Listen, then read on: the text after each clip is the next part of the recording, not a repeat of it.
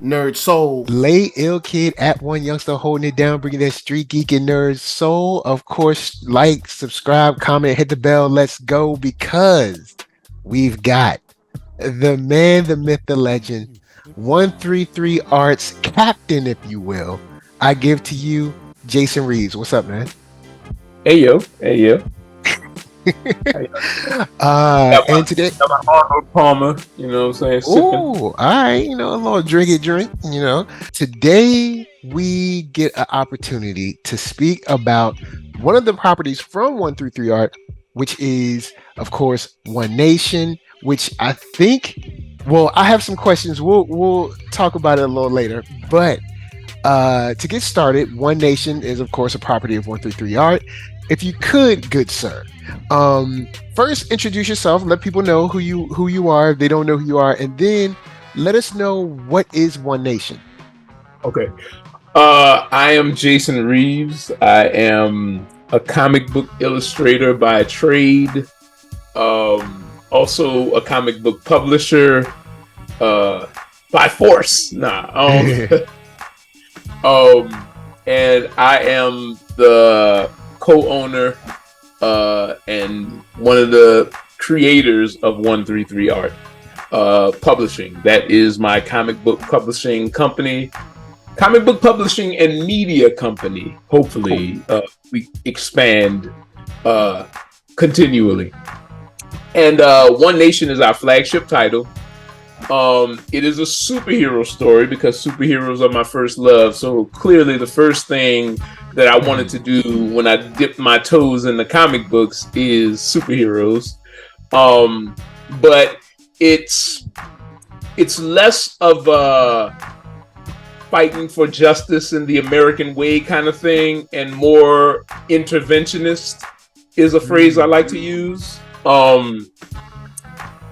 These superheroes will save.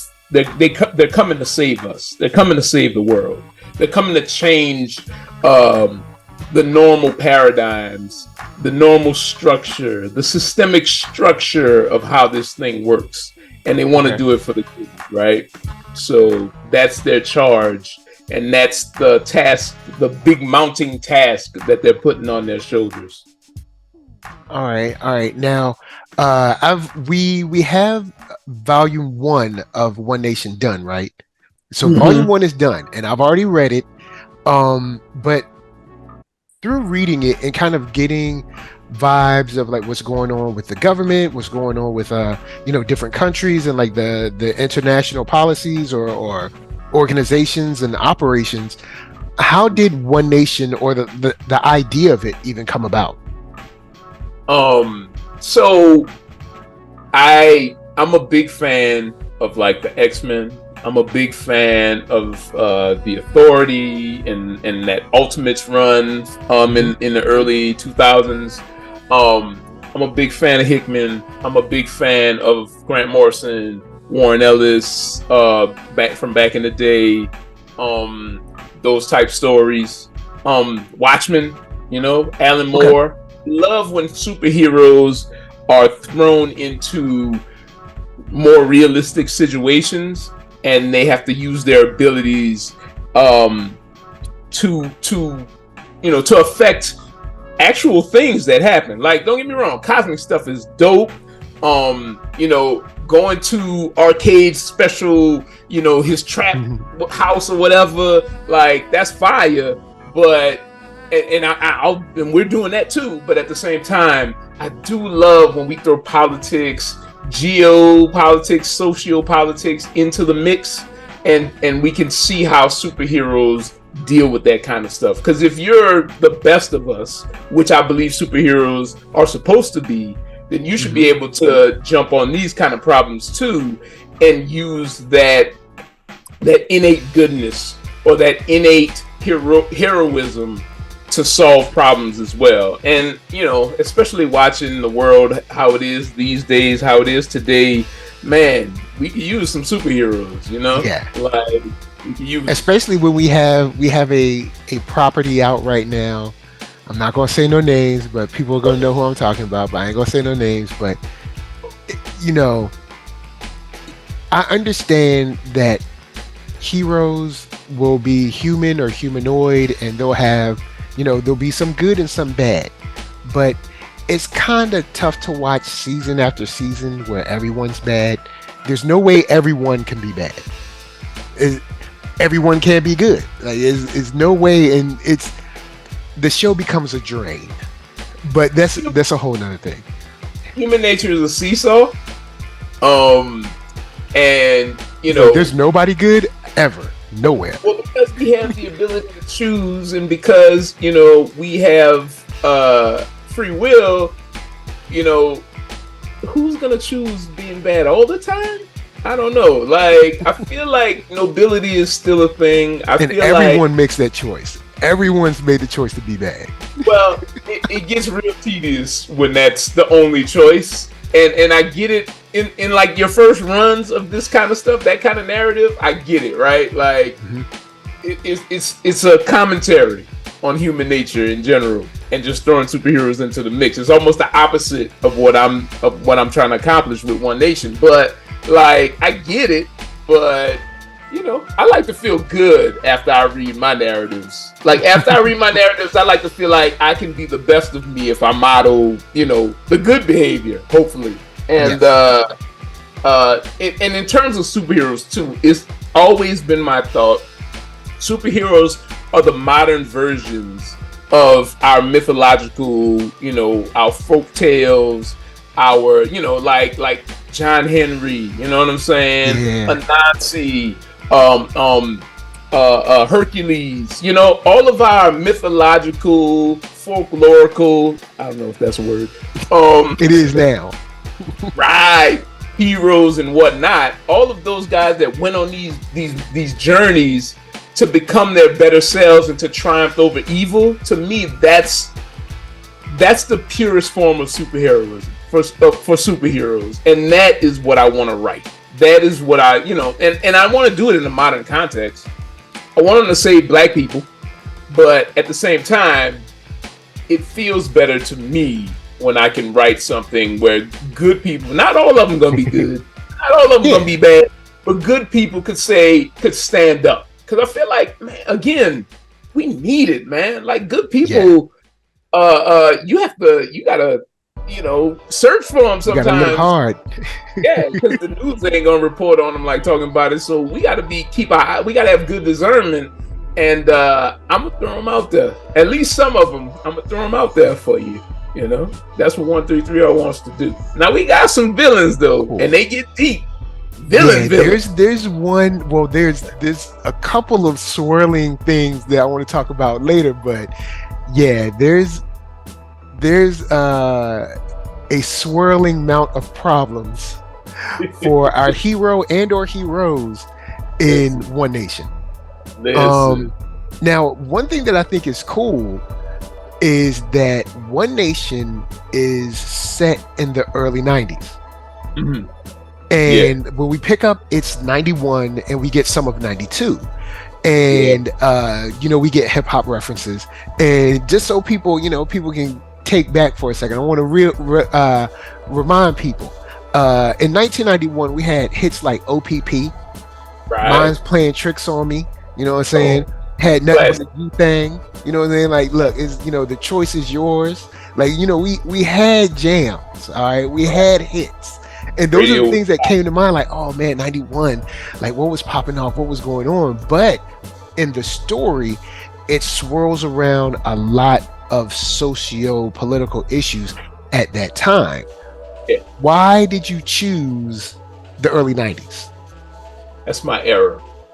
Came up in the early 90s, man. I was like, and at the time, I know people are doing different eras of nostalgic superheroes, but at the time I was creating this, I don't recall that there were any takes on heroes in the 90s. Everybody was doing 80s and 70s, and they'd go back to like Victorian, eras and stuff. So there wasn't a lot of, and I can't even remember if there was one that took place in the 90s, right? Other than the books that were created in the 90s, right? Because everybody was like, oh, 90s superheroes, they're so whack. because 90s superheroes is so passe. About like X-Force and Youngblood and all that. The 90s. And when I was creating it in 2006, 2007, I was like, yo, what would black superheroes be like in the 90s though? Yeah. Right? Like, because I'm always coming from that perspective, from my own particular point of view. I'm like, if I was a superhero, what would I have to deal with back in the 90s? And not to mention that's my era, man. Martin, living single, you know what I'm saying? I was like, yo. And you have references to that stuff in the actual card. We got when I saw it, I was like, oh snap, no, he didn't put that in here. Marvin. I was like, Marvin. Right, you know, like when I created this, I was like, I'm gonna have fun, and I'm gonna throw shout outs to everything I love. So shout out Martin Lawrence, you know, we love you, dude. Yeah. So I was like, what would black superheroes be doing in the 90s? I already know what white superheroes are doing. What would I be doing? So I threw Paragon in the mix of that era. And what if the 10th had to grow from that era? But also at the time, we're dealing with, we're still dealing with police brutality, structural racism and all of that. So I'm like, and these are the evils that you rarely had seen superheroes tackle, especially black ones, right? Yeah. So I was if it was tackled, it was tackled for black people through the lens of a white hero, which has its own issues, but I digress. Exactly. So I'm like, I'm going to deal with those evils. See, at the start of this, there's no Lex Luthor. The villain is War in the first issue, right? Yeah. And then we move on to police brutality is the villain, you know what I'm saying? And we get into we get into how humanity sort of causes these things. There's sort of a root, but at the same time, like there was so much meat on that bone for me to say, yo, let me throw a big burly guy at this and see how he would handle it. Like if he was like with my constitution. Like I grew up very Christian. I grew up. My mom has instilled morals in us via church. And my mom is Jamaican. She's a foreigner, so you know how that goes, man. Your parents instill their values into you, and I feel like, for the most part, she's a decent person. Like she doesn't try to do any harm. She makes sure she takes care of her the people that need. She doesn't try to. What's the word I'm looking for? She doesn't try to harm anyone. And she doesn't try to rob anyone, just your basic good morals. And Paragon is that just a good person minding their business. He's raised by those kind of people. And there's not a whole variety of other than racism, there's not a whole variety of isms in his life when the story starts. He says it himself. He said, man, I heard there's a war broke out and I just wanted to go and help. And I knew that I had these powers, so I wanted to figure out a way to use them. And he thought that joining up was the thing to do. You get training, they point you in the direction of the so-called bad guys, and that's when you don't have the discernment necessarily needed to know the nuances of the world. And I just thought it was so meaty for this cat to learn the nuances of the world, just like me, I created this book in 2006. How many years ago is that? It's almost 20 years ago, right? And you grow up fast in 20 years. I've become a husband and father, and I don't think the same way I thought in 2006. And I thought that was so cool. And dragging the 10th and Paragon through the years of that with real evils, I thought was so cool. So that's what we're doing. Nice. Man, you know what? I'll go on and Well, there's a question that I want to ask about that period, but I'll ask this first. When I'm reading One Nation, and you talked about, that being your era in the '90s, what part of what would you say that is a part of you is in One Nation, whether it's like a certain character or a certain situation? So location is me. It takes place in New Orleans. Well, outside of New Orleans, in Eunice, Louisiana. That's like the country when it comes to Louisiana. And that's a shout out to my homeboy Rashad, who said he's actually from Eunice. Shouts. So in and around New Orleans, Louisiana is the location, the foundation, and then it takes place in LA, where I moved to as an adult. So I kind of show love to both of my favorite cities. And then what the heart of One Nation, Paragon, is me.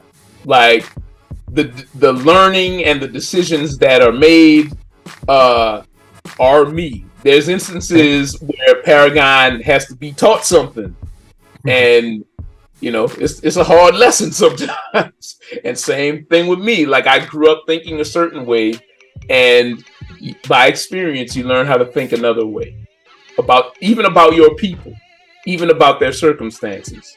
So I wanted to explore that through Paragon. Now, Sundiata is me as well, a little bit, not as much, but Sundiata is the teacher, right? Sundiata is the man with the plan, the dude that knows. So when he and Paragon end up interacting, it's always like, yeah, you think it, but maybe it's this, And Sundiata he's evolved into, at first he was this hardcore character. He used to be a child soldier. He's from Africa, and he was caught up in the whole child soldier thing. So he was murdering people as a kid, and he started off as this intense character, and then he becomes sort of like a father figure to Paragon, a friend. He's very patient. He seems very patient, but he knows what he wants. He's patient, but he's still going to get there, and he doesn't seem to allow people to get in his way. He's a chess player. Yeah, he's a chess player, man. He's playing chess with these cats. Like, they think they know one thing, but he knows another thing. And part of my personality is I know what I want. Like, I wake up in the morning and I know. You know what I'm saying? When it comes to business, when it comes to art, when it comes to anything, and Sundiata is that part of me. Like, he always has a backup plan, and even if it doesn't work out, it works out for him, because he's not taking no for an answer. But also, he's jovial. He's jovial about it, though. Oh boy! Even when he references, there's a part where he's talking about Paragon, and I believe Thrice is the character. No, maybe it might not be Thrice. It might be Mahoot or something like that. But one of the characters is talking about Paragon, and he references him as raw clay. And, that's right. He's talking to Thrice at the end of it. He's talking to Thrice at that time, and I think that's very interesting at the different points of these two men's lives, because you have a younger black man that's like, hey man, I'm just trying to help, and this seems like the easiest way to help, because I'm already part of this organization, I'm already in this, it makes sense. They have resources, they have this, they have that. It seems, and even when you're younger, you seem like, hey, this seems great, until you get in and you're like, all this red tape doesn't let me do anything, or there's all this politics stuff that like gets in your way. And of course, him as an older man looking at, like, he's on the path, but he don't know yet. Right. And hopefully we can reach him before he gets soured, because people can get soured and just give up. I mean, they don't always have to go bad. Some people can just be like, I don't care, and just leave the chessboard altogether. So, where Thrice or someone else might look at him and see him in a negative light, or in like a sellout type of light. And when we do our full review, we'll talk about that later. But he's like, no, he might not be a sellout. We don't really know him. You know what I'm saying? Let's see, and because he might be a sellout, but he might also just think that this is truth and justice in the American way. Right. And that's, when you grow up in America, man, like the propaganda is like heavy, it's thick. Yeah. We're watching television, and that's a lot of it is telling you, is teaching you nationalism. And Yeah. I'm not saying that all of it is negative, but at the same time, because you should have, a certain amount of pride in your country, but you should also have discernment to know where your country is messing up, where your country could be fixed, where it could be better. Like, blind nationalism is ridiculous. So, and it doesn't, none of the propaganda you're learning, it teaches you that, right? So you have to figure that out for yourself. So, and Sundiata knows this. Again, child soldier. I'm sure he was propagandized. Whoever took him from his family and turned him into a little monster, propagandized him too, and made him think that their cause is the most worthy cause. So whoever's over there is evil, and whatever you're doing is just because I said it was just. So go kill him. Right. Kill him. Don't even think about it. And so he understands that people can be malleable, especially when they're young. And, to give it context, Paragon at this point in the story is the most powerful entity anybody's ever seen. Like, first issue, he's hoisting a helicopter over his head. So nobody's ever seen that in this universe before. Like, publicly. The public has never seen this. So he's not only the most popular person on the planet, but he's the most scrutinized and the most, the most powerful. So Sundiata wanting to make sure that he doesn't fall into the hands of somebody bad, somebody worse, I think is a smart play. Yeah. And those hands is, I guess, the last thing I want to get into, before, because I know, your time is valuable. We ain't trying to hold you all day, but there are some machinations, some idle hands, some evil hands. We have the U.S. government, which seems to have a silent council, or like these background figures who are shrouded in mystery and behind all of these generic usernames that definitely have their eyes on Paragon and are trying their best to figure out what he's made of, where he's from, this, that, and the third, even though he's essentially working for them. Then you have this character in Evers who paid his bills. We ain't got no idea, but Evers is definitely not a good person. No, and he's a bad person. And he flat out says that he wants to see what Paragon can do for them. So I believe that this is kind of, in a way, this is kind of like an arms race, because Paragon is a weapon to a certain degrry.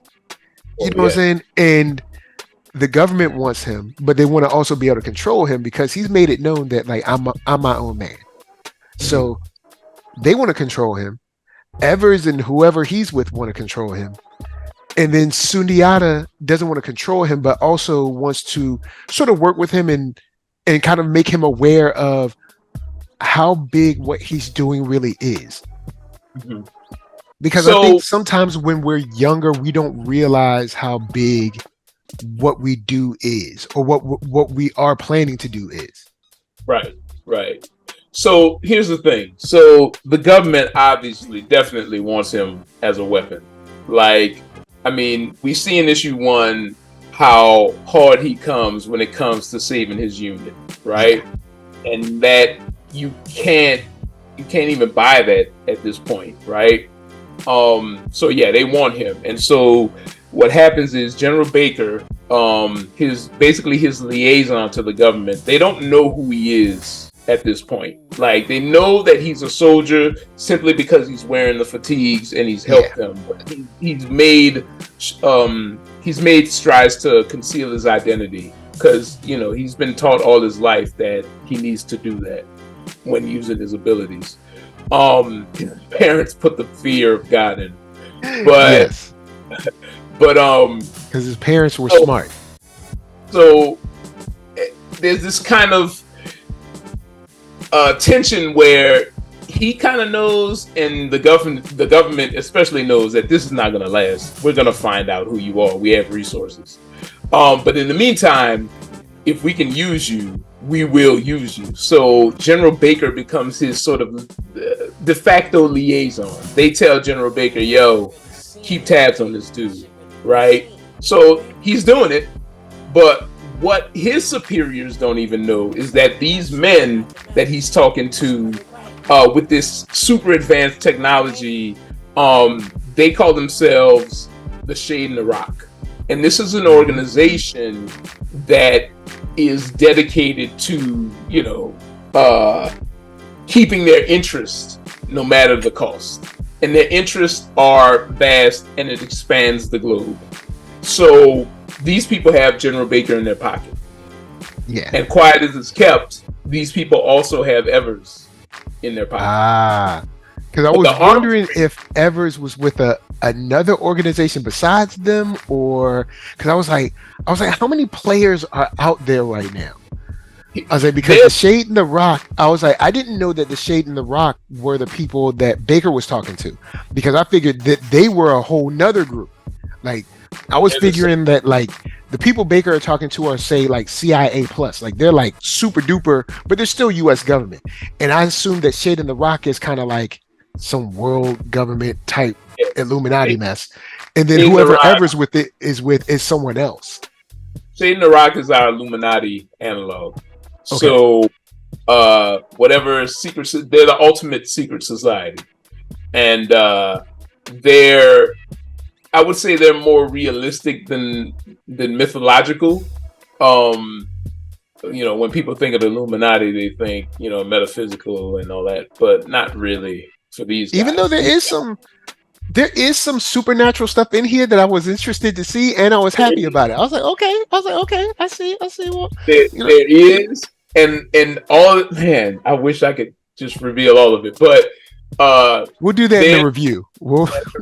There's some supernatural stuff going on, but yes.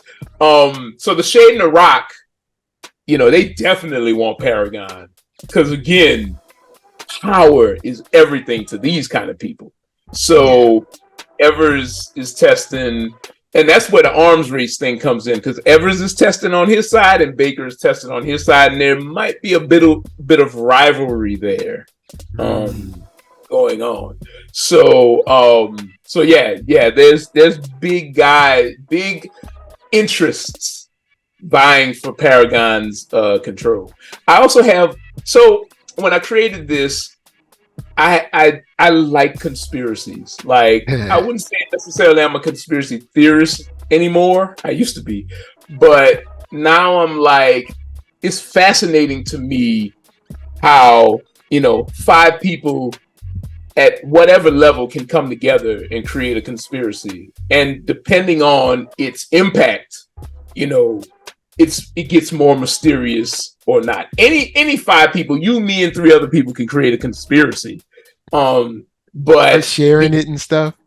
Exactly. But the impact, like a conspiracy, is review bombing on Rotten Tomatoes. It's conspiracy. That's people getting together to destroy something or whatever, or to affect something rather. So conspiracies fascinate me, especially the most impactful ones. And I was like, yo, what if in the course of this story, what impact would these particular things have on superheroes again? Also, quiet as it's kept, in One Nation Old Druids, we find out that Sundiata is a cult hunter. He hunts these things. Conspiracy, cults. The old druids are a cult in that book that Sundiata is hunting. throughout the course of that book. It's sort of his origin story, a little bit anyway. But that's where we first see what Sundiata is about. All right. Well, there's one last thing I want to ask before we get out of here. The organization that Sundiata is with is called the 10th. Yes. The 10th, I will read. There's a plaque that's in one of the issues. And I retyped as much as I could because there's a part where the character is standing in front of it. Yeah. But it says, within these walls, respect is presupposed until proven. Contrary, tradition is the only foundation of innovation. Exchanges of ideas are of principal concern. You and your environment have a symbiotic relationship. Maintaining it maintains you. Your environment includes your neighbors. Know thyself and then know your enemy. There's some parts that are blocked, but it also says, and I'm assuming it says maybe respect, but it says must be earned and re-earned. Yeah. And then compassion, then action. Something replaces spirituality, and then something before the word destination. Who do we find out who wrote this or whose mantra it is, or is this something from Sundiata himself? That's Sundiata. Yeah, those are the 10th Foundation is a philanthropic organization, and it exists in LA, at least at the beginning, as like a community center. Mm-hmm. The 10th Foundation has purchased this old movie theater, the Lafargue Theater, that's in the heart of DTLA, and they renovate it and restructure it and turn it into a community center. So the kids from that area, especially the kids that are like Paragon and like Sundiata, are able to come there, and it's a safe space. Okay. Basically. But also the team, the 10th, they actually run their operations out of there. So it's sort of like, I guess if I had to put it in a box, it's like the X-Mansion, in a sense. I got you. They kind of run their thing out of there. So that plaque is the law or the rules of the 10th Foundation community center. Cool. And I like that. I like that. I like the logo. Going to put it on the t-shirt. I can, you know what I'm saying, had the rules and stuff on the back, the big 10th on the front. I can, you know what I'm saying, I can roll with that. You know what I'm saying? Because I was like, hold on, what is this? I was like, let me read this a couple times. Let me see what this is about. But, I'll send you the whole mantra. Cool. Because I was like, hold on, let me take this down because I'm interested in like what all this is. And I was like, man, some of it's blocked, but it's okay. It's enough. Listen, I'm also big on the idea of creating our own mythology. Mm-hmm. And within your mind, you like my homeboy Jonathan Soul says this. Shout out to Jonathan Soul. He says we don't have to be subjugated in our own minds. So our narrative is especially when we're creating whatever we want it to be. Our stories could be whatever we want them to be. So in that scene, you see Trayvon Martin, and he's alive. He got the Skittles, he got the Arizona, and he's the kid reading that plaque. He's one of the kids and that was kind of like my tribute to him, because at the time writing that issue, he had just gotten murdered, and I feel for little black boys all the time. Like I always see myself, because I was a little black boy running the street, man. Anything could have happened, and so I wanted to send out a shout out or a tribute or whatever to him, and just say, yo, in my mind, in my narrative, you're safe. You with Sundiata, you with Paragon, and they will protect you. So that's what the 10th Foundation is. It's protection for that community. It's protection for those kids. It's protection especially for those little black kids out there. And that's a big thing for Sundiata. So that mantra are the rules of the place. Hopefully to edify those kids. That's what's up. That's what's up. All right. Well, with that said, do you have any final words before we get out of here about people that might not know about, One Nation, why they should go get it, and then where can they find you?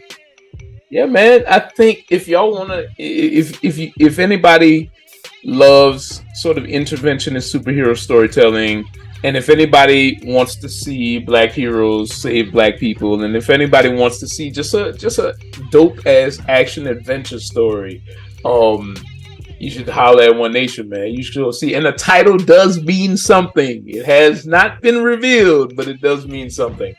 Um, and and yeah, you can get every issue of Volume 1. We're calling it Arc 1 at 133art.com. We're selling it at our Instagram store and on our TikTok store. Just follow us at 133art Publishing or at 133art on any social media, and you can get that, man. Like, we telling superhero stories out here, man. We just adding us to it. That's what's up. Yo, and One Nation, man, look, you got me now we got shadowy organizations, man. We got a couple of, couple supernatural things. I'm like, yeah, we good. Matter of fact, shouts to all the people that worked on it, like Mateo, Robert Jeffrey. I don't have all the names in front of me right now. Those are the ones that I'm going through. Alvern Ball, you know what I'm saying? Alvern out there living. He out there living hard. The team is so big now. It's crazy. Like, I'm so proud of every issue we put out, and every issue. Like we're working on issue 5 right now. I'm literally editing dialogue, getting color pages back every day. So shout out to my Kickstarter people. Y'all about to get that. For the 133 Art Season Pass folks, y'all, issue 5 is oncoming. So yeah, I'm so proud of it. One Nation is my baby. It is like our flagship title, the first comic we ever published at 133 Art, and I'm so happy to be like into it now, right? It took us a while to figure out how to continue producing comics and producing them at more of a consistent pace, and the last Kickstarter was really a big part of that, and I'm very excited to continue doing so with this stuff. Nice. Well, guys, you heard it here. You know what I'm saying? Go get that One Nation. Check it out. Paragon, aka Deacon. You know what I'm saying? Sundiata, Evers. Man, Evers will take you out in a coffee shop, boy. So, be careful. Y'all ain't seen Indira yet, though. Oh, okay. See, we'll get into that in the review. We got another video. We'll get to that later. But of course, NERDSoul, Facebook, Instagram, Twitter, TikTok, podcast, all that jazz. And until the next time that you have to intervene in a traffic stop, until the next time that you have to swoop in and save your unit from a whole bunch of crossfire, until the next time that the general tries to tell you that you're going to do what he wants you to do, this is from us to you saying, peace. Peace.